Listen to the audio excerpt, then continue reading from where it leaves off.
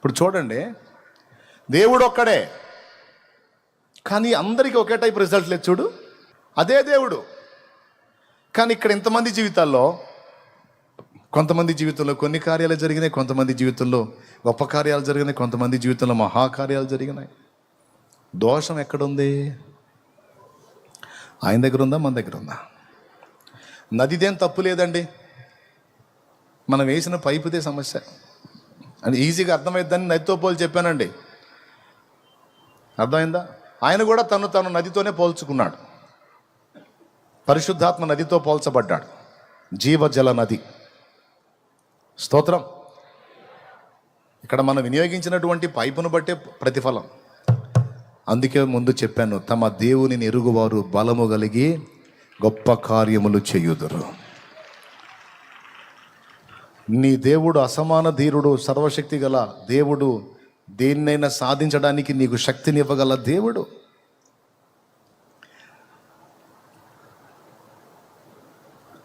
నలభై రోజుల నుంచి వాడు ఆంతున్న సవాలు విసురుతుంటాయా, మన వాళ్ళలో ఒక్కడ కూడా ముందుకు రాలేదు. కానీ ఒక బాలుడు వచ్చి నాకు పర్మిషన్ ఇస్తే నేను పోతాను అన్నాడయ్యా. బాలుడా, తీసారండి, వచ్చి నిలబడ్డాడు, గొర్రెలు కాసుకునే కర్ర చేతిలో పెట్టుకొని. బాలుడు చూసి, ఒరే నాయన, నువ్వు పోతావా వాడి మీదకి, ఆ గొలియాత్ మీదకి? వాడు ఎంత పొడుగున్నాడో తెలుసా? టేప్ పెట్టి కొలిస్తే 11-12 అడుగులు వస్తాడు వాడు. నువ్వు చూస్తే మొత్తం 5 అడుగులు కూడా లేవు. నువ్వు బాలుడివి, ముక్కు పచ్చలారలేదు, నీకేం తెలుసు యుద్ధం? నువ్వేం పోరాడుతావు వానితో? నీ వల్ల కాదు నాయన అన్నాడు. వెంటనే ఈ బాలుడు ఏమన్నాడో తెలుసా? సార్, వాడెంత పొడవు ఉన్నాడో, వాడెంత లావు ఉన్నాడో, వాడెంత ఎత్తరో, వాడెంత యుద్ధంలో నైపుణ్యం కలిగి ఉన్నాడో, వాడిది ఎన్ని సంవత్సరాల సీనియారిటీయో నేను ఎరగను. అవన్నీ నేను తెలుసుకోవాల్సిన అవసరం నాకు తెలియదు, నాకు అవసరం లేదు. వాడు ఏందో తెలుసుకోవాల్సిన అవసరం నాకు లేదు. నేను ఒకటి ఎరుగుదును, నేను నమ్మిన వాడు సర్వశక్తి గల దేవుడు. నేను ఆశ్రయించిన వాడు అసమాన ధీరుడు. ఆయనకి నేను ఎవరిని సమానునిగా చేయలేను. సామాన్యుడు కాదు నేను నమ్మినాడు. ఎట్లా చెబుతున్నావు రా అయ్యాను? ఏ అనుభవంతో చెబుతున్నావు అంటే, వాడేంది సార్, వాడు నా మీదకి ఒకసారి సింహం వచ్చింది సార్. సింహం గొర్రెలు కాస్తుంటే అడవిలో నేను ముద్దుగా సంతోషించి ముద్దాడుకునే గొర్రె పిల్లను పట్టుకొని పోయింది. అది పైకి చూసా, అయ్యా అని బలమిచ్చాడు. పోయి పడ్డా, దాన్ని నోటిని చీల్చి నా గొర్రె పిల్లను కాపాడుకున్నాను సార్ నేను. నాకు బలం ఇచ్చాడు. సింహం ఎక్కడ, నేనెక్కడ సార్? కానీ ఎలా సాధ్యమైంది? బలము నాది కాదు, నా దేవుడిచ్చాడో. దాన్ని బట్టి నేను ఈ కార్యం చేయగలిగాను. ఎలుగుబంటిని అంతే చేయగలిగాను. మీరు పర్మిషన్ ఇస్తే వాడి సంగతి కూడా చూసి వస్తాను సార్. మరి వాడు చండాలంగా మాట్లాడుతున్నాడు దేవుణ్ణి. ఇంకా నోరు ఎల్లబెట్టాడు సౌలు. ఇంకేం చెబుతాడు? దేవుని గురించి చెప్పాడు. నువ్వు దేవుని భక్తుడు అయి ఉండి దేవుని బలాన్ని, దేవుని ఘనతని, దేవుని గొప్పని, దేవుని మహిమని ఎతకకుండా వరి వాడు మట్టి పురుగు, ఆ దేవుడు చేసిన ఒక బొమ్మ వాడు ఇంత పొడుగున్నాడు, ఇంతలా ఉన్నాడు, ఇంత వెడల్పు ఉన్నాడు, వాడి ఈట ఇంత పొడుగు ఉంది, వాడంతా నువ్వు వాడిని ఎరిగావేమి సార్? ఈ 40 రోజుల నుంచి నువ్వు వాడిని ఎరుగుతున్నావా టేప్ పెట్టి? స్తోత్రం. చెప్పేది, జనాలు సమస్యలు ఎరిగినంతగా పరిష్కారమునిచ్చే దేవుణ్ణి ఎరగరండి. అది ఇక్కడ ప్రాబ్లం. సమస్యలను ఎరిగినంతగా వాటికి పరిష్కారం ఇచ్చే దేవుని ఎరగలే. అందుకే అంటే అన్నయ్య, జ్వరము, జలుబు, తలకాయ నొప్పి అంటే దేవుడు బాగు చేస్తాడు, కానీ ఇది క్యాన్సర్ అన్నయ్య. అమ్మో, సామాన్యమైన వ్యవహారం కాదు క్యాన్సర్. అది కూడా 4th స్టేజ్. అందుకే తెచ్చి ఇంట్లో పడేసి ఇక ఏం చేస్తాం? మరి ఇక చూస్తున్నాం, ఇంకెప్పుడు తీసుకుంటావు తీసుకోయ్యా అని. ఏం బతుకని ప్రార్థన చేయట్లేదా? ఇంకేం బతుకుతాడు అన్నయ్య? 4వ దంట ఏంటిది? 4th stage. దేవుడు స్వస్థపరుస్తాడు ప్రార్థన చేయండి. స్వస్థపరుస్తలేని జ్వరం తలకాయ నొప్పి కాదు కనయ్య. జ్వరం తలకాయ నొప్పి అయితే క్రోసినను పారాసిటమాల్ ఎత్తి పోయిద్ది. దానికి మళ్ళీ దేవుడే కార్యం చేయాలా? ఏమో అంటే నువ్వు ఎరిగింది ఎంతవరకు? యేసు ప్రభు తుమ్ములు, దగ్గులు, జలుబులు స్వస్థపరిచే దేవుడు. క్యాన్సర్లకి ఇంకా పెద్ద జబ్బులకి ఆయన పనికి రాడు. ఎందుకంటే అంత పవర్ లేదు ఆయనకి. ఆయన జలుబులు అజీర్ణం మాత్రలు కానీ చెప్పినట్టు అజీర్ణం మాత్రలు అమ్మేవాళ్ళు పాపం రోడ్డు పొద్దున్నే వస్తారు. సొంటి, సునాముకి, రేవల చిన్ని, పిప్పళ్ళు, వస, వైలవంగాకు, నల్లకాసు, కురంజివాము, కలసపాపడ, వాంపాలు, వాంపు, సుగంధ పాల ఏళ్లతో తయారు చేయబడిన బేబీస్ ఒక విరోచన మాత్రం.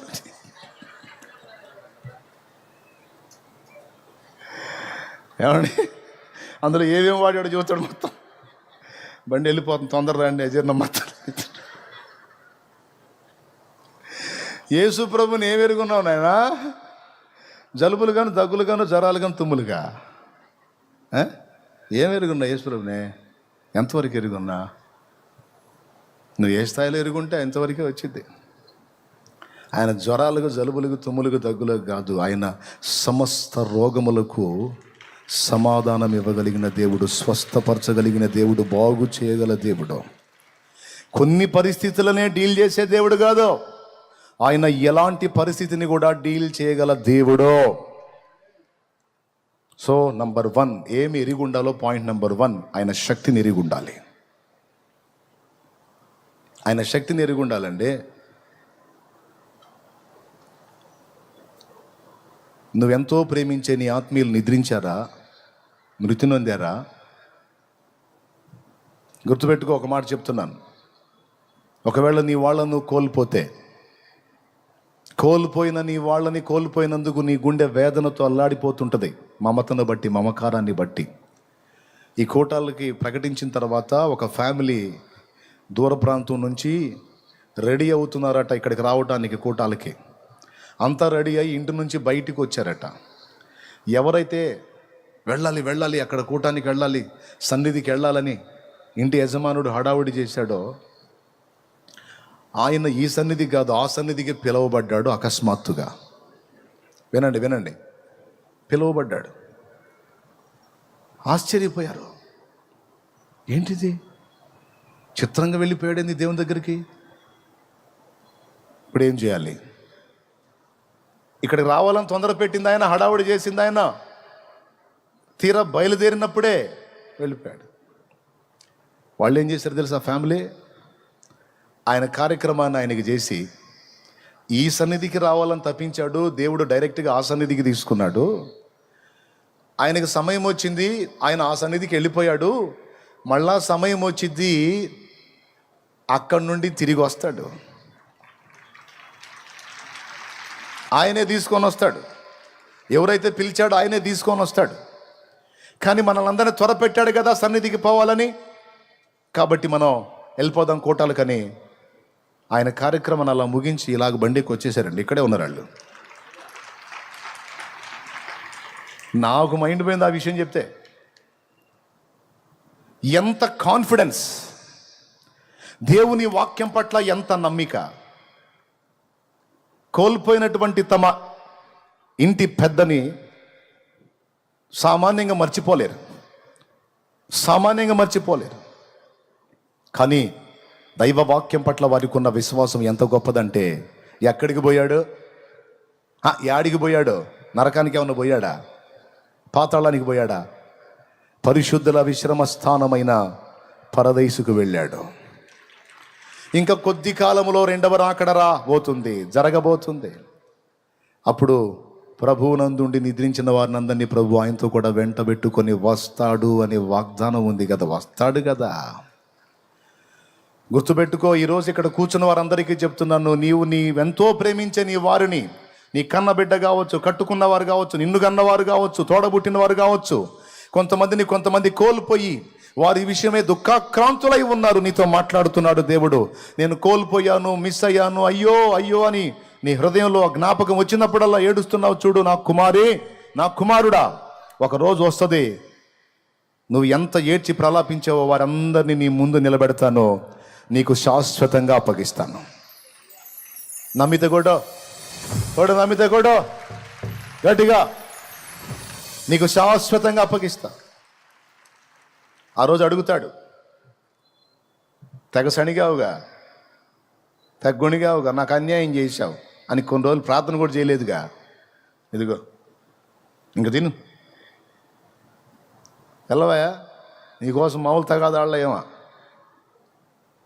మా అన్నయ్య మా తమ్ముడు, నా భార్య, నా బిడ్డ, నా తల్లి, నా తండ్రి, నా భర్త, ఓహే నాయన ప్రాణం తీసింది.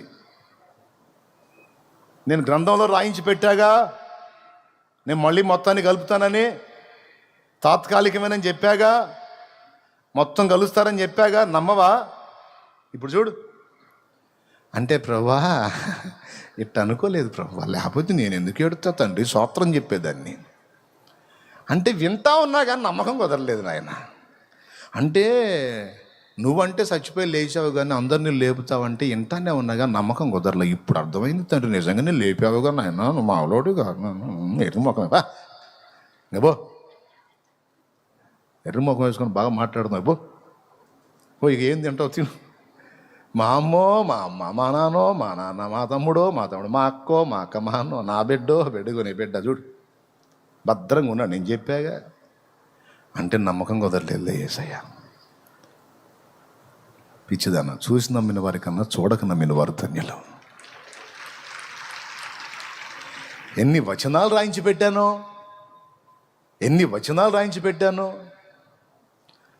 తెలియదన్న శక్తి. నేను లేవటమే కాదు, మృతిని గెలిచి నా యందు విశ్వసించిన వారందరినీ లేపుదును. నీ ఇంటి వస్తువులను నీవు లెక్క చూచుకొనగా ఏది తక్కువ కాదు. అదిగో వాగ్దానం అది. నేను నిన్ను ఆశీర్వదించేదను, నీకేమీ తక్కువ కాదు.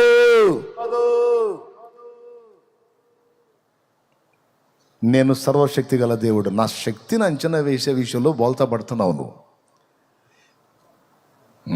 కొండలకే దేవుడిని అనుకుంటున్నావు, లోయలకు కూడా దేవుడిని అని అర్థం కావట్లా నీకు. కొండలలో, లోయలలో, అడవులలో, ఎడారులలో, కొండలలో, లోయలలో, అడవులలో, ఎడారులలో నన్ను గమనించినావా, నన్ను నడిపించినావా, నన్ను గమనించినావా, నన్ను నడిపించినావా. యేసయ్యా పాడు, యేసయ్యా, యేసయ్యా, యేసయ్యా. నిన్నే నే కొలుతునయ్యా, నీవే నా రాజువయ్యా. యేసయ్యా, యేసయ్యా, యేసయ్యా, యేసయ్యా, యేసయ్యా, యేసయ్యా, యేసయ్యా, యేసయ్యా. నిన్నే కొలుతునయ్యా, నీవే నా రాజువయ్యా. కొండలకే దేవుడా, లోయల్లో శక్తి లేదా? లోయల్లో కూడా దేవుడే. కొండ మీద ఆయన బలం పనిచేసిద్ది, లోయలో కూడా ఆయన బలం పనిచేసిద్ది. బిడ్డలారా, ఎంతమందికి తేటగా అర్థమవుతుంది? రాత్రే చెప్పాను, ఏదైనా క్లారిటీ ఉండాలి మ్యాటర్లో అని. స్పష్టంగానే అర్థమవుతుందా లేకపోతే ఏదో అంటారా? నిజంగా అర్థమైతే రెండు చేతులు ఎత్తి స్తోత్రం చెప్పండి. మరి ఇంత స్పష్టంగా చెబితే కూడా అర్థం కాకపోతే ఇక మెంటల్ హాస్పిటల్లో చూపించుకోవాలా? చెప్పండి, ఇప్పుడు దేవుడిని ఎట్లా ఎరుగుదురు? మీరు ఎట్లా ఎరుగుదురు? రాత్రి చెప్పాడుగా సాల్మోన్ అన్న, ఎక్కడికి ఏం చేస్తాడు? పెంకుల్లోంచి ఎత్తాడైంది, వేసాడుగా. మరి కిరాణా సామాను కాదు, కిరాణా కొట్టు షాపు ఓనర్నే తీసుకొచ్చి పెట్టి మొత్తం స్టోర్ మొత్తం తెచ్చి ఇంట్లో పెట్టాడు ఆయన. ప్రార్థన, ఆయన శక్తి నీవు ఎరిగినట్లయితే ప్రతి దానికి మోకాళ్ళ మీదకి వెళ్తావు. నువ్వు మోకాళ్ళ మీదకి వెళ్ళి ఆయన శక్తిని ఆశ్రయిస్తూ ఉంటావు. కానీ ఈరోజు మన పరిస్థితి చూడు, బిల్డప్ ఏమో భక్తులు, శక్తిని ఆశ్రయించేది లేదు, ఏమీ లేదు. నేను కాదండి, అంత్య దినాలు ఎట్టనే ఉంటారని తిమోతికి రాశాడు పౌలు. 2 తిమోతి 3:5 పైకి భక్తి గల వారి వలె ఉండి దాని శక్తిని ఆశ్రయించిన వారు నయ్యుందురు. సేవకులైన, విశ్వాసులైన, పరిచారకులైన ఎవరైనా శక్తిహీనులు. ఎందుకు శక్తిహీనులు? దేవుడు బలవంతుడు, మరి మీరెందుకు శక్తిహీనులు? ఆయన ఆశ్రయించినందున, ఆయనను అడగనందున. ఆయన అన్నీ క్లియర్గా చెప్పాడండి, మనకే మైండ్ పనిచేయదు. ఇప్పుడు నాకు తెలిసి ఆయన ఏందో నాకు కొంత అర్థమయ్యాడు. ఆయన ఏది, తన శక్తి విషయంలో నాకు ఒక అంచనా ఉంది. ఆ అంచనాను బట్టి నేను ప్రతిదానికి నేను నేర్చుకున్నది ఏంటంటే, మోకాళ్ళ మీదకి వెళ్ళి ఆయన మీద ఆధారపడటం, ఏ పనికి పూనుకున్న ముందు ఆయన సన్నిధిని వెతుక్కోవటం. ఇప్పుడు ఇక్కడ ప్రసంగం చేయాలి, నా జ్ఞానం ఉందిలే, ఒక వచనం తీసుకొని చెప్పేస్తానని దాని మీద ఆధారపడి రావచ్చు. కానీ నాకు తెలుసు, నా జ్ఞానం మీద ఆధారపడి ఇక్కడికి వచ్చి ఓవర్ యాక్షన్ చేస్తే అంత బుస్ అయిద్దని నాకు తెలుసు. అట్లా చాలాసార్లు నాకు పాఠం నేర్పాడు. ఓహర్ నాయన, ఏ పాట అయినా అలవోకగా అలాగా అని ఊదేనో అని ఎచ్చులు పడి వచ్చా ఇంటికాడ నుంచి. కొన్నిసార్లు స్టేజీల మీద అక్కడక్కడ కరెక్ట్గా బలిపీఠం ఎక్కి పాట మొదలు పెట్టగానే అనిపోయింది. ఎరా మంచి గాయకుడి కదరా, పాడు. అర్థమైంది, బాయే, ఏం బాయే. అప్పటి నుంచి ఎంత గాయకుడినైనా నా గానాల మీద నాకు నమ్మకం లేదు, నా ఉపదేశాల మీద, నా తెలివి మీద నాకు కాదు. పోయి మోకాళ్ళు, అయ్యా నువ్వు చేస్తే కార్యం, పాట అయినా, మాట అయినా, పుస్తకమైనా, ఎందులోైనా జీవం నువ్వు నింపితే అది ప్రజల్ని తాగుతుంది, బ్రతుకులు బాగుపడతాయి, హృదయాలు మారిపోతాయి. తండ్రి నువ్వు కదులు, నువ్వు కార్యం చేయి. ప్రార్థన చేత తడపబడని ప్రసంగాలు నిస్తేజమై, నిర్వీర్యమై, అవి ఎందుకు కొరగానివై ఉంటాయి. వినేవాడికి కాసేపు టైంపాస్ అవుతుందేమో కానీ ఎలాంటి ప్రభావాన్ని కలిగి ఉండవు. అవి వాక్చాతుర్యంతో కూడినవి. వాక్చాతుర్యాలు ఆత్మల్ని కదిలించలేవు. వాక్చాతుర్యం కాదు, వాక్శక్తి కావాలి. వాక్శక్తి కావాలంటే ఆ శక్తిని దేవుడే ఆ వాక్కులో నింపాలంటే దేవుణ్ణి ఆశ్రయించాలి. కాబట్టి ప్రియులారా, శక్తిని ఎరిగిన వాడు ఏం చేస్తాడు? ఎంత పనికైనా సరే చాలిన వాడు దేవుడు. ఆయన శక్తి నాకు తెలుసు అన్నాడు. అరణ్య యాత్రలోన నా దాగు చోటు నీవే, నా నీటి ఊట నీవే అనుకుంటా ఆయన మీద ఆనుకోవటానికి పోతాడు. ఆ పని చేయకుండా బైబిల్ తీసుకొని మనం ఒట్టిగా తిరిగితే ప్రయోజనం ఏముంది? అది. కాబట్టి ప్రియులారా, దేవుని శక్తిని ఎరిగి ఉండాలండి. మీరు ఎలా ఎరుగుంటారో అంతే దొరికింది మీకు. దేవుడు బలవంతుడే, కానీ ఆయన ఏ పరిధిలో నువ్వు ఎరిగి ఉంటావో, ఏ అంచనాలతో ఆయన విషయంలో ఉంటావో అంతే లభించింది. సముద్రము ఆయన కాళ్ళ కింద ఉంది, నీళ్ల మీద నడుస్తున్నాడు. అబ్బా నా దేవుడు, నా ప్రభువా, నేను కూడా నడుపుతా అన్నాడు. నడువయ్యా అన్నాడు, నడిచాడు. కొంచెం నడిచిన తర్వాత అలా గాలి అలం లేపినప్పుడు, భయమ్మో ఇంతలో గాలి వస్తుంది అన్నాడు. ఇప్పుడు ప్రభు కంటే గాలి గొప్పది అనుకున్నాడు, టాపీమని మునిగిపోయాడు. మునిగిపోయేటప్పుడు ఇప్పుడు గాలో గాలో అనలా, ప్రభువా చేయిచ్చు లేపాడు. అల్ప విశ్వాసి. ఎందుకు సందేహపడ్డు? ఇంతవరకు నడిపించిన నా శక్తి నన్ను చేరిందాకా నడిపించదని ఎందుకు అనుకున్నావు? నీ విశ్వాసమే నిన్ను నీట నడిపించింది, నీ అల్ప విశ్వాసమే నిన్ను నీట ముంచింది. నా దగ్గర శక్తిహీనత లేదు నా కుమారుడా. నీవు నన్ను ఎలా ఎరిగి ఉన్నావో అలానే రిజల్ట్ ఉంటుంది. లోపం ఏదైనా ఉంటే నీలో ఉంటుంది, నాలో లేదు. ఈ మధ్యాహ్నం వేళ ఈ చివరి కూటంలో మీ అందరికీ ప్రేమతో తెలియజేస్తున్నాను. ఒకసారి ఆలోచించండి, పరిశీలించండి. దేవుడిని ఎలా ఎరుగున్నారు? కొన్నిటికే దేవుడా? సజీవులకే దేవుడా? మృతులకు దేవుడు కాదా? ఆయన మృతులకు కూడా సజీవులకు దేవుడు. లోయలలో దేవుడు, కొండలలో జ్వరము, జగ్గు, జలుబు వీటికి కాదు. మానవ జాతిని పీడిస్తున్న సకల బలహీనతలకు ఆయన దేవుడే. ప్రతి వ్యాధిని అనుంది లేఖనంలో, ప్రతి వ్యాధిని ఆయన స్వస్థపరచగలడు. ప్రతి వ్యాధిని, ప్రతి విధమైన వ్యాధిని ఆయన స్వస్థపరచుచూ సంచరించెను. కొంతమంది వస్తారు, గట్టి ప్రయోగం జరిగింది అన్నయ్య నా మీద. ఏం ప్రయోగం? గట్టి ప్రయోగం జరిగిందంట. మంచి పనోడు అంట, మామూలు మాంత్రికుడు కాదంట, బ్లాక్ మ్యాజిక్ అంట, టాటా మ్యాజిక్ లాగా బ్లాక్ మ్యాజిక్. అస్సలు ఏం చేశారు నా మీద చేస్తే, మరి నీకు తోడై ఉన్నాడు అంటే అదేందో ఏదో శక్తి అంట అన్నయ్య. ఆ శక్తిని వదిలాడంట అసలు నా మీదకి. అంటే నాకు ఎందుకు చెబుతున్నాడో తెలుసా? ఆ శక్తి యేసుప్రభుని మించిన శక్తి అని నేను కూడా వాయమ్మ అంతలా శక్తి, అట్టయితే కట్టమే అని నేను అనాలని. నేనంటే నిజంగా పోతాడు అడ్రస్ లేకుండా. లేఖనం ఏం చెప్తుంది? సమస్త శక్తుల మీద అధికారము గలవాడాయన అని రాసుంది. నువ్వు ఏ మంత్రగాడి గురించి చెబుతావు, ఏ మాంత్రికుల శక్తి గురించి చెబుతావో, ఏ తాంత్రిక శక్తుల గురించి చెబుతావు, దేని గురించి చెబుతావు, వాటన్నిటికీ పైన ఉన్నవాడు ఆయన.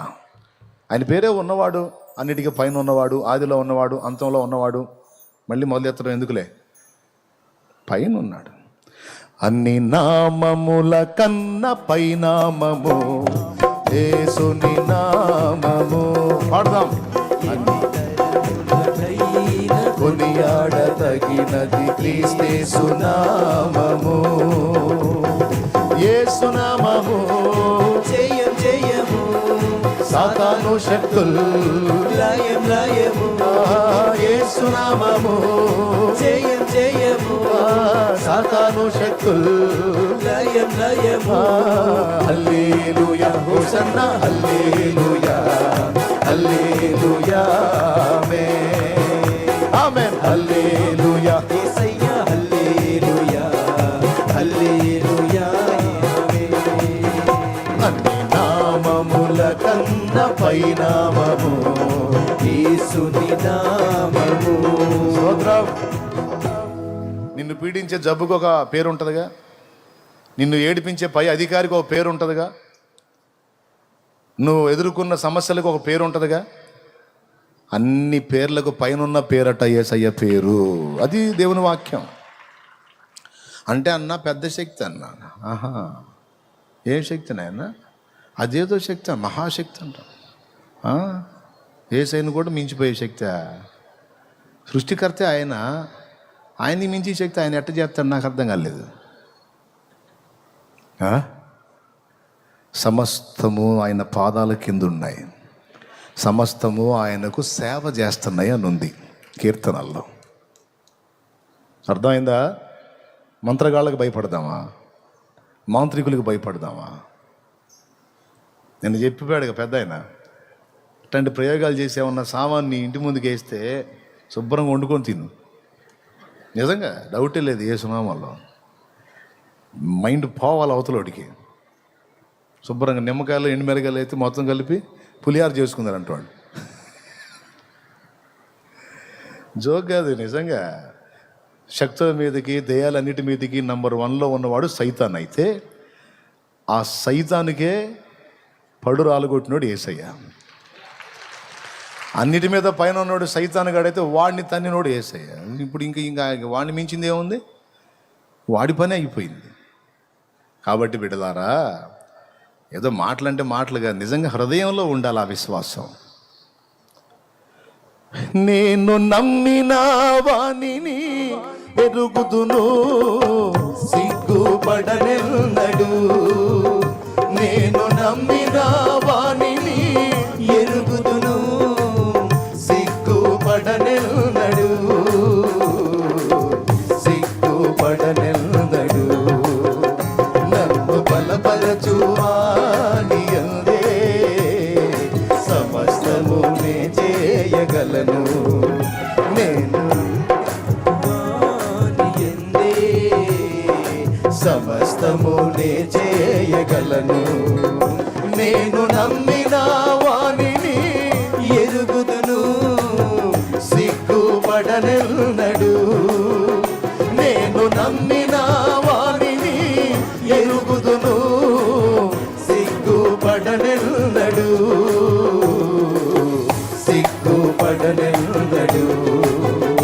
నన్ను బలపరచువాని ఎందే సమస్తమునే చేయగలను. దేవునికి మహిమ. దేవుడిని ఎరిగి ఆయన కార్యాలను ఎరిగిన వాడు ఎన్ని అవమానాలు ఎదురైనా సిగ్గుపడడం. ఎదురయ్యే అవమానాలను బట్టి ఎంజాయ్ చేస్తాడు. అనండ్రా, ఇంకా ఎగతాళి చేయండిరా, చెయ్యాలా, మీరు చెయ్యాలా, మీరు అనాలా, ఆయన వినాలా, అప్పుడు న్యాయం చేయాలా. చేయండి, ఎగతాళి చేయండి, హేళన చేయండి, ఏ విధంగానైనా చేయండి. నీ తోటి స్టూడెంట్స్ నిన్ను ఎగతాళి చేశారా, వేస్ట్ ఫెలో, వీడు వేస్ట్ గాడు, వీడట్లా, వీడిట్లా, ఓకే అనండ్రా, మీరు అనాలా. ఈ అవమానాలన్నీ నాకు తగలాలా, ఇవన్నీ నా దేవుడు వినాలా. మీకు తెలుసా, ఇందాక పాడా, నిషేధింపబడిన రాయి మూలకు తలరాయి అని. స్తోత్రం. దావీదు అనాలి. దావీదుని ఏమన్నారు? గొలియాతుని చంపితే ఏమి ఇస్తారని అడిగితే వాడు పోయి నేరుగా పెద్దన్నకి చెప్పాడు, దావీదు వాళ్ళ అన్నకి. వాళ్ళ అన్న పిలిచి ఏమన్నాడు? రే ఇట్రా, వేళ్ళంత లేవు నువ్వు, వాడి మీద యుద్ధం చేస్తావు నువ్వు, నీకు గర్వం రా, నువ్వు నీ బతుకు నువ్వు కొట్ట. ఖచ్చితంగా ఇంతకంటే ఫోర్స్గానే ఉంటాడు. ఎందుకంటే టెన్షన్ కాదు మరి. పొరపాటున యుద్ధానికి పోయి ఏమన్నా అయిపోతే వాళ్ళ నాన్న ఏమంటాడు? ఎస్ఐ, అరే పెద్దోడా, నీకన్నా మైండ్ ఉండొద్దంటారా? వాడు పిల్లోడు తెలిసి తెలియక వాడు ఏదో పోతానంటే నువ్వే నిద్రమోఖమే పనికి మాలోడు అనడు. అందుకని ఎక్కడ దావీదు పోతాడు అని ఏమన్నాడు తెలుసా? తిట్టాడు దావీదుని. తండ్రి అంటాడో అన్నాడు అన్నది సంగతి పక్కన పెడితే అసలు ముందే దావీదు అంటే నచ్చదు. ఎందుకు నచ్చదో తెలుసా? ఎప్పటి నుంచి నచ్చదో తెలుసా? అన్నలందరి ముందు నిలబెట్టి సమూయేలు వచ్చి తైలం పోసాడుగా, అప్పటి నుంచి పెద్ద పోటుగాడు వీడు. నేను పనికి రాలేదంటే రెండోవాడు పనికిరాడు, మూడోవాడు పనికిరాడు, నాలుగోవాడు పనికిరాడు, ఐదోవాడు పనికిరాడు, ఆరోడు. ఈడు పెద్ద మొనగాడు, ఈడు గొర్రెలు కాసుకునేవాడు. వీడి కత్తి పట్టం తెలుసు వీడికి. పెద్ద రాజు అంటే ఈ రాజు. ఇలాంటి అగస్టాలు ఉన్నందుకే వాళ్ళు పక్కకు నెట్టాడు దేవుడు. దేవునికి స్తోత్రం. దీనుడు దావీదు అవమానపరిచాడు అంతమంది జనంలో. అక్కడ ఎగతాళి చేశాడు. నువ్వు పిల్లోడిలాగుండు. ఏందిరా నీవు చేసేదే? ఏంది నీకు చేత అయింది? పెద్ద మొనగాళ్ళలాగా నీ బతుకేందిరా? నీ కెపాసిటీ ఎంత? ఏంటి నీ పొజిషన్ ఏంటి? అవమానం. ఇక్కడ ఈయన అవమానపరిచాడని రాజు దగ్గర పోతే అక్కడ సౌలు, వాడు అంత పొడుగు అంతలావు, నువ్వు పిల్లోడు అని ఆయన ఎగతాళి చేశాడు. అవమానాలు.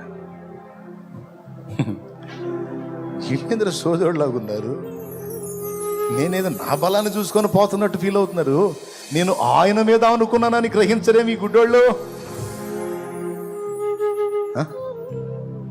సరే అనండి అనండి అనండి అనండి అని అన్న మాటలన్నిటిని బట్టి కృంగిపోయి దిగులేసుకొని నిద్ర పట్టక నిద్ర మాత్రల మింగల, మానసిక రోగులు మింగే మాత్రల మింగల. ఆయన వైపు చూశాడు. ఏంటన్నాడు? పట్టించుకోదా మాటలు అన్నాడు. వాళ్ళు అంతే అంటారు, నువ్వు వెళ్ళు అన్నాడు. నువ్వు నేను నీకు తోడై ఉన్నాను అన్నాడు. అయిపోయింది. పోయాడు, శత్రువుని కూల్చాడు. కూల్చిన తర్వాత ఏమని ఉంటాడు పెద్దన్న? ఒకసారి చెప్పండి. జనమంతా పోయి దావీదును పైకెత్తి హడావిడి చేస్తుంటే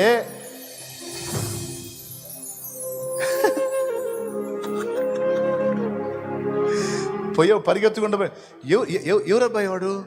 ఎవరు పిల్లవాడు వాడు? అంత పని చేశాడు వాడు, వేళ్ళు అంత లేడు. మరి నాయన ఏంటిది? ఎవరు అబ్బాయి అంటే పోతా ఎవడనంటే ఏందన్నా ఎవరు అబ్బాయి వాడు అంటే మా తమ్ముడు, ఆ పేరు దావీదులే, మా తమ్ముడు. వాడు ఇప్పుడే కదా, వాడు ఫస్ట్ నుంచి మహా ఫోర్సు. ఊరు ముందేమంటివి అవమాన పరిస్థితే. బిడ్డలారా గుర్తుపెట్టుకోండి, అవమానపరిచేవాడు అవమానపరుస్తున్నాడు. కృంగిపోతున్నావా? అనుకున్న కార్యం జరగలేదని దిగులు పడిపోయావా? ఎటు పోయినా చేత్కారాలు తిరస్కారాలే. ఎంతకాలం ఈ బతుకు అనుకుంటున్నావా? పలుగాకి లోకం నిందించిన ఏకాకి వై నీరు రోధించిన, పలుగాకి లోకం నిందించిన ఏకాకి వై నీరు రోధించిన, అవమాన పర్వాలు ముగిసేనులే, ఆనంద గీతాలు పాడేవులే, నవ్వినోళ్ళంత నీ ముందు తలను వంచేరు ఇక ముందు, నవ్వినోళ్ళంత నీ ముందు తలను వంచేరు ఇక ముందు. దీవెనా ఎందుక వేదన పొందిన యాతన, ఆయనే మరచునా పొందినేది. ఏమండే ఈ పొగడ్తలన్నీ వస్తున్నప్పుడు దావీదు ఎలా ఫీల్ అయి ఉంటాడు? దావీదు మనసు నాకు కొంచెం గ్రహింపు ఉంది. దావీదు ఎలా ఫీల్ అయి ఉంటాడో తెలుసా? వాడు శత్రువు కూలిపోయినప్పుడు ప్రజలంతా వచ్చి దావీదుని పైకెత్తినప్పుడు, దావీదు అన్నలో వచ్చి దావీదుని పొగిడి పొగిడి మాట్లాడుతున్నప్పుడు విర్రవీగి చూసుండడు, ఆకాశం వైపు చూసుకుంటాడు.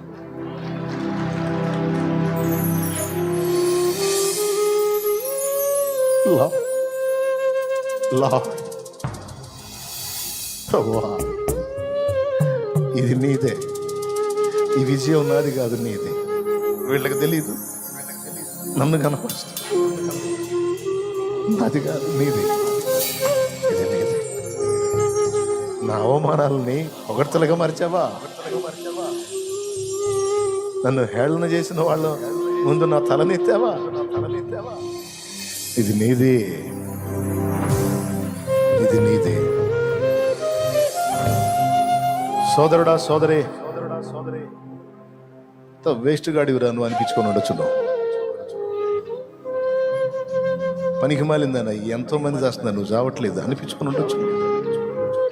ఎందుకే నీ బతుకు, చావే అనిపించుకొని ఉండొచ్చు. అది తలుచుకొని కొన్నిసార్లు నువ్వు ఏడుస్తుండొచ్చు పర్సనల్గా కూర్చొని. కొంతమంది నిన్ను అసోదుడు, పెద్ద సోదరుడు, పనికిరాడు, వీడు ఊరకపోయేవాడు, వీడికి తెలివి లేదు, పాడు లేదు, ఎక్కడోళ్ళు చూడు, ఏడోళ్ళు చూడు, ఈడు చూడు, ఈ బతుకు చూడు అనిపించు. ఆ మాటలు గుర్తు చేసుకొని ఎవరు అర్థం చేసుకోవట్లేదు, తల ఓ మాట పొడుస్తున్నారు ఏంద్రా ఈ మాటలతో చంపుతున్నారు నన్ను.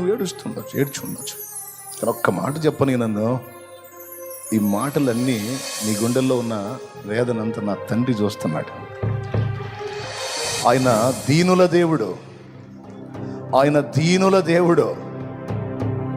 గుర్తుపెట్టుకో తమ్ముడు, చెప్తున్నా ఈరోజు ఇంతమంది సమూహానికి చెప్తున్నా, ఎవరు ఎలాంటి అనుభవాల్లో కృంగిపోయి, కుమిలిపోయి, నలిగిపోయి, విసిగిపోయి ఉన్నారో.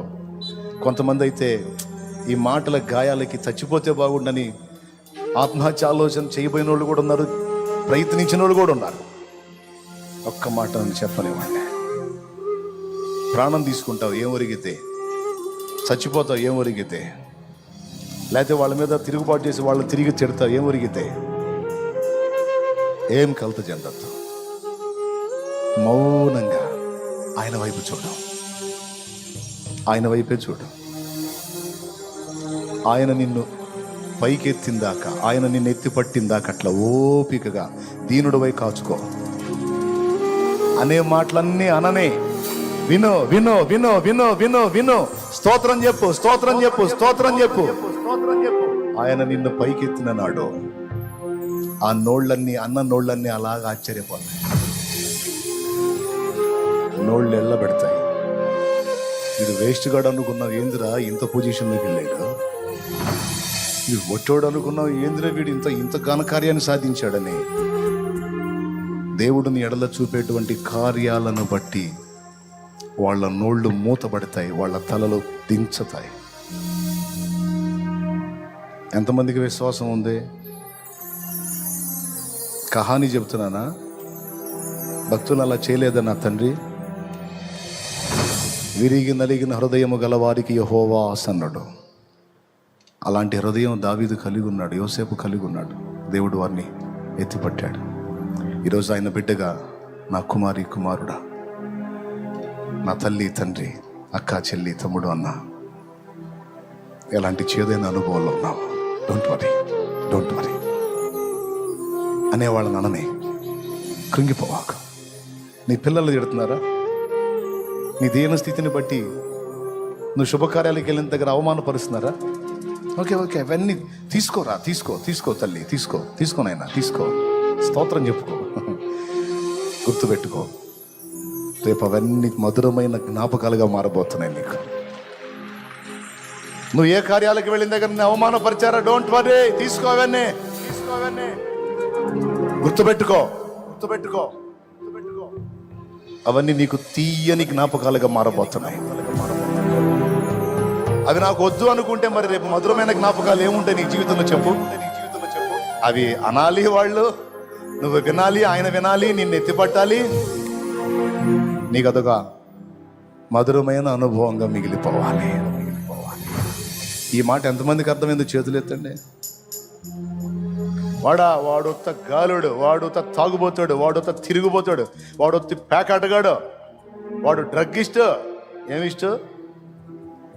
డ్రగ్గోడు, వాడు పనికినాడు, వాడు ఉరగబోయేవాడు, వాడు బతుకు మారిద్దా? నువ్వు డ్రింకర్వే, నువ్వు తాగుడు అలవాటు పడ్డావు, కానీ నీ గుండెల్లో కూడా మారాలని ఉంది, కానీ మానలేకపోతున్నావు. నీకు ఈరోజు శుభవార్త. అలా నిన్ను అవమానంగా మాట్లాడిన వాళ్ళందరి ముందు నీవు తల ఎత్తుకొని తిరగాలి అంటే దానిని జయించే బలమిచ్చే యేసు ఈరోజు నిన్ను పిలుస్తున్నాడు, రమ్మని. దా, నా లైఫ్ కూడా బాగుపడిద్దా? నా పాపాలు కూడా యేసు క్షమిస్తాడా? నన్ను కూడా ఆశీర్వదిస్తాడా? నాకు కూడా బెటర్ లైఫ్ ఉందా? ఉంది. నువ్వు విశ్వసిస్తే ఇది నిజం. నేను ఎదుర్కొన్న అవమానాలు, నేను సాక్ష్యం ఇస్తున్నా, అవమానాలు ఎదుర్కొన్న చాలా, ముఖం మీదనే దూషించాను. ఒకసారి సింగిల్గా కూర్చొని నేర్చుకునేవాడిని. మరి నేను పాటలు, దేవుని ఇచ్చిన పాటలు రాసుకుంటానంటే ఆ అనుభవాల్లోంచి వచ్చిన ఆ తలంపులు, పరిశుద్ధాత్మ దేవుడు ముందు అనుభవాలు నేర్పి తర్వాత తలంపులు ఇచ్చి అవే పాటలు చేయించాడు. ఆయన చేసిన కార్యం. నేను ముగిస్తున్నాను, మీరు జాగ్రత్తగా ఈ మాటలు తీసుకోండి. నేను ఫేస్ చేశాను అనుభవాలు, కానీ ఈరోజు దేవుని కృతజ్ఞతలు చెప్పుకుంటా ఉన్నాను. దేవునికి మహిమ కలుగును గాక. హల్లెలూయా. నా జీవితానికి మార్పు ఉంటుందా? నా బ్రతుకు కూడా బాగుపడిద్దా? తప్పకుండా బాగుపడిద్ది.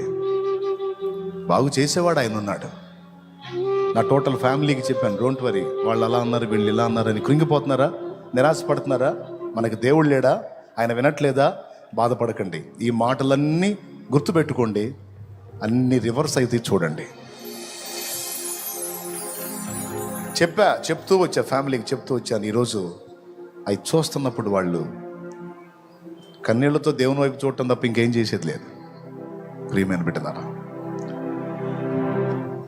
మీ అనుభవాలు అలా మారుతాయి. నా దేవుడు చేస్తాడు. అన్ని ఉన్నోళ్ళని దగ్గరకు తీసుకొని ఏమీ లేదని నిన్ను నెట్టారా? నీకేసై ఉన్నాడు, ఆయన ఉన్నాడు, నీకు నీ పక్కన ఉంటాడు. వాళ్ళు కాదు, వాళ్ళ తాతలు పరిగెత్తుతారు నీ దగ్గరికి. Don't worry. ఈ చివరి కూటంలో ఈ వాగ్దానాలు తీసుకో, నువ్వు విశ్వాసంతో తీసుకో. ఇవన్నీ శరీర సంబంధమైన అనుకోవద్దు. ఆత్మ సంబంధంగా ఉన్నాయి కొన్ని గాయాలు, శరీర సంబంధంగా ఉన్నాయి కొన్ని గాయాలు. అన్నీ కట్టి చెదరిన గుండెల్ని ఆదరించేవాడు నా దేవుడని సాక్ష్యం ఇస్తున్నాను. అయితే ఒక్కటి షరతు, నీవు దేవుణ్ణి ఆశ్రయించు, దేవుని వైపే చూడు, నా యేసయ్య వైపే చూడు. ఆయన చెప్పిన మాట విను, ఆయన్ని తెలుసుకో, ఆయన్ని కలుసుకో, ఆయన చెప్పిన మాటలకు లోబడు, బాగుపడతాం. దేవుని శక్తిని మనం ఎరిగి ఉండాలి. దేవుడు ఎంత జ్ఞానవంతుడో మనం ఎరిగి ఉండాలి. నీవు బాగు చేసుకోలేని ఎన్నో సమస్యలను ఆయన బాగు చేయగలడు. ఆయన జ్ఞానవంతుడు. ఆయన ప్రేమ ఏంతో నీవు ఎరిగుండాలి. నీకోసం తన ప్రాణాన్నే పణంగా పెట్టినోడు నిన్ను అలా వదిలేస్తాడా? నా ధైర్యం అదే. నన్ను పిచ్చిగా ప్రేమించి నా కోసం ప్రాణం పెట్టినోడు అవమానాలకు నన్ను అప్పగించాడు అంటే గొప్ప ఆశీర్వాదం ఏదో నాకు ఇవ్వబోతున్నాడని నాకు తెలుసు. ఎందుకంటే ఆయన నన్ను ప్రేమిస్తున్నాడు. చాలా ఇష్టం నేనంటే యేసయ్యకి. నువ్వు చెప్పగలవా? ఎంతమంది చెబుతారు? అంత కాన్ఫిడెన్స్తో చెప్పండి. చెప్పు, నేనంటే యేసయ్యకి చాలా ఇష్టం. చెప్పు, గట్టి చెప్పు. నిజమేనా? ఎట్ట చెబుతున్నావు తెలుసా? నేనంటే చాలా ఇష్టం. పూర్తి నిశ్చయితం. నిజం చెప్పండి, నిజం చెప్పండి. నమ్ముతున్నావా? ఆయన నీ కోసం ప్రాణం పెట్టాడు. ఒకడు అన్నాడట, పద్దాకలు నీ కోసం పెట్టాడు, నీ కోసం ప్రాణం పెట్టాడు అంటావు ఏంది? వీళ్ళందరి కోసం పెట్టలేదా? నా ఒక్కడి కోసం పెట్టాడు అన్నాడట. అప్పుడు దైవజనుడు అన్నాడంట, ఎవరు బాబా, వాళ్ళందరూ కాదు, లోకంలో ఉన్న వాళ్ళందరూ నీతిమంతులై నువ్వు ఒక్కడవే పాపివై ఉంటే నీ ఒక్కడి కోసం కూడా ఆయన భూమి మీదకి వచ్చి సిలువను ఎక్కుతాడురా. అది యేసయ్య ప్రేమ. అదిరా యేసయ్య ప్రేమ. దేవునికి స్తోత్రం. మొన్న ఒక దైవజనుడు అంటున్నాడు, భలే మాట, ముత్యం లాంటి మాట అన్నాడు. తృప్తి కలిగింది నాకు. కొంతమంది మనుషులు మనమేందో తెలియక మనల్ని ప్రేమిస్తారట. కొంతమంది మనుషులు మనమేందో తెలియక మనల్ని ద్వేషిస్తారట. మనమేందో తెలిసినప్పుడు భలే మాట. కొంతమంది మనమేందో తెలియక ప్రేమిస్తారట. మనమేందో తెలిస్తే ప్రేమించరు. కొంతమంది మనమేందో తెలియక ద్వేషిస్తారట. ఆ ద్వేషించే వాళ్ళకి మనమేందో అర్థమైతే వాళ్ళ అభిప్రాయాన్ని మార్చుకుంటారు. కానీ యేసయ్యకు మనమేందో పూర్తిగా తెలిసి కూడా మనల్ని ప్రేమించాడు. మనమెంత బలహీనులమో, మనమెంత చెంచల మనసు గలవారమో, అస్థిరలమో ఎరిగి ఉండి కూడా ఆయన మన కోసం ప్రాణం పెట్టడానికి ఇష్టపడ్డాడు. భలే అనిపించింది నాకు ఆ మాట. తెలియక కొంతమంది ప్రేమిస్తారు, కానీ మన బలహీనమని తెలిసి కూడా యేసు మనల్ని ప్రేమించాడు. ఇంత ప్రేమించే దేవుడు నీకు తోడై ఉంటే నిన్ను వదిలిపెడతాడా? పిచ్చిదానా? అయ్యా, నిన్ను వదిలిపెడతాడా? వదలడు. ఒక్కటి చేయనా, నీకు ఏ వేదన కలిగినా మోకాళ్ళు వేసి ఆయన పాదాల దగ్గరికి వెళ్ళి అక్కడ ఏడు. మనుషుల ముందు ఏడవద్దా, మనుషుల ముందు విషన్నంగా తిరగొద్దా, సంతోషంగా తిరుగు, ఆనందంగా తిరుగు. ఆయనను బట్టి ధైర్యం తెచ్చుకొని గంభీరంగా తిరుగు. నీకే గాయమైనా వెళ్ళి మోకాళ్ళు వేసి ఆయన ఆయన ఆయన ఆయన కాళ్ళ దగ్గర కన్నీళ్ళు కావచ్చు. అన్ని జ్ఞాపకార్థంగా చేరతాయి. నా తండ్రి తప్పకుండా నీకు సమాధానం ఇస్తాడు.